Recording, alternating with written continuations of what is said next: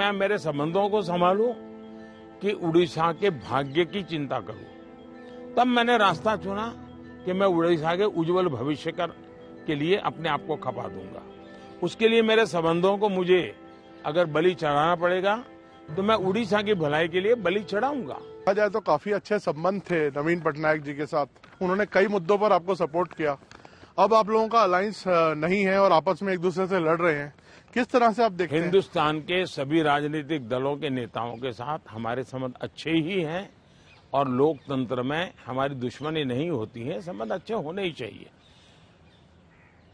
अब सवाल ये है कि मैं मेरे संबंधों को संभालूं कि उड़ीसा के भाग्य की चिंता करूं।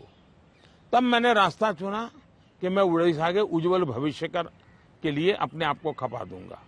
उसके लिए मेरे संबंधों को मुझे अगर बलि चढ़ाना पड़ेगा तो मैं उड़ीसा की भलाई के लिए बलि चढ़ाऊंगा और चुनाव के बाद मैं कन्विंस करूंगा हर एक को कि भाई मुझे किसी की दुश्मनी नहीं है, लेकिन 25 साल से उड़ीसा में प्रगति नहीं हो और सबसे बड़ी चिंता ऐसी है कि कुछ एक ऐसी टोली है जिसने पूरे उड़ीसा की व्यवस्था को कब्जा कर लिया है।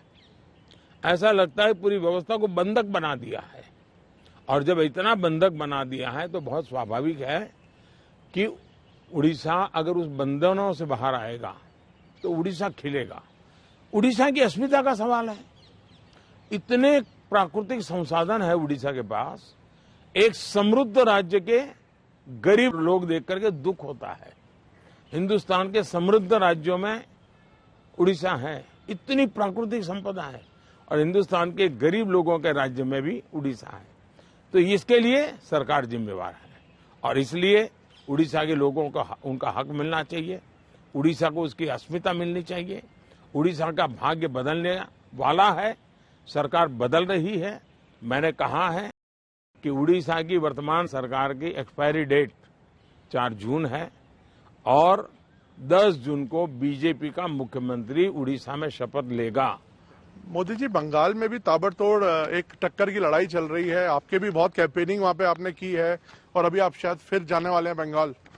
क्या लगता है आपके प्रोस्पेक्ट्स कैसे रहेंगे बंगाल में? एक तो मुझे लगता है कि एनआईए के जो फुट सोल्जर्स हैं एक बार उनको वेरीफाई कर देना चाहिए कि वो कहां से रिपोर्टिंग आपको भेजते हैं। बंगाल के चुनाव में टीएमसी पार्टी अस्तित्व की लड़ाई लड़ रही है। आपने देखा होगा पिछले असेंबली के चुनाव में हम 3 थे, 3 में से बंगाल की जनता ने हमें 80 पर पहुंचा दिया। हमें लोकसभा के अंदर भारी बहुमत पिछले चुनाव में मिला था। इस बार पूरे हिंदुस्तान में द बेस्ट परफॉर्मिंग स्टेट कोई होगा तो पश्चिम बंगाल होने वाला है। भारतीय जनता पार्टी को सर्वाधिक सफलता पश्चिम बंगाल में मिल रही है और पश्चिम बंगाल का चुनाव एक तरफा है, जनता जनार्दन उसको लीड कर रही है और उसके कारण सरकार में बैठे हुए लोग, टीएमसी के लोग बौखलाए हुए हैं। लगातार हत्याएं हो रहे हैं, हमले हो रहे हैं, भाजपा कार्यकर्ताओं को चुनाव के पहले जेलों में बंद कर दिया जा रहा है। ये सारे जुल्मों के बावजूद भी मतदान भी जनता ज्यादा कर रही है और वोट भी ज्यादा हो रहा है।